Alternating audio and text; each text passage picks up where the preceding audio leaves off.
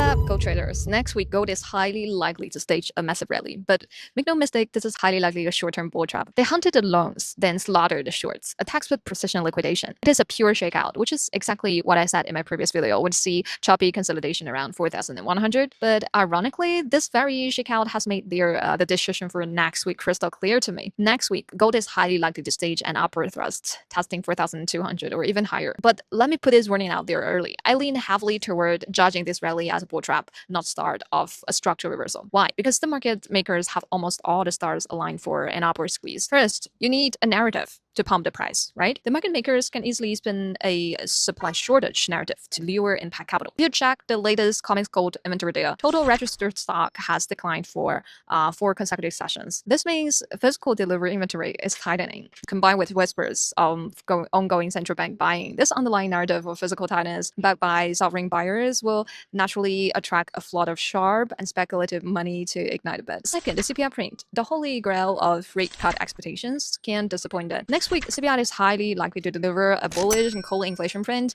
Wall Street scripts are always coherent. Since the previous payrolls came in gold, a hot CPI now would summon the market's ultimate goals, stagflation. The Fed wants no part of that flame, so CPI must come in soft to validate weak payrolls. And furthermore, the US dollar and treasury yields have to stop rising as their goals ultimate nemesis. Fortunately, both the dollar and yields are flashing clear short-term topping signals. Okay, switch to the daily chart of the DXY that has printed 9 red candles over the last 12 sessions. And with these two heavy boots lift off gold's neck, the resistance to the upside is cut in half. Once these macro and liquidity conditions are in place, what's left for a pump? You need light positioning on the long side, and you need to retail to chase the momentum the moment you light the fields. Reviewing this past week price action, 2 days ago, a dip below 4,100 only to immediately print a hammer candle, and we've seen multiple instances of a price piercing 4,000 only to be violently dragged back. By doing this, the market makers have successfully anchored a psychological floor at 4,000 in everyone's mind. Add to that this week's 3 red candles and that wild high-low pin bar from 2 days ago, and which completely flush out early profit takers. Sidelines bulls have been traumatized and are too terrified to run heavy size right now. Consequently, upside resistance is significantly lower. The market makers only need to nudge it up to trigger FOMO, forcing retail to chase at the highs, allowing the smart money to comfortably distribute their backs to them. But remember, whether gold rips to 4,200 or even 4,300 next week, my stance remains unchanged. This is a meticulously engineered bull trap. Why? Because gold currently has 2 fatal flaws. First, the depth of sheer handovers and the duration of the consolidation are nowhere near enough.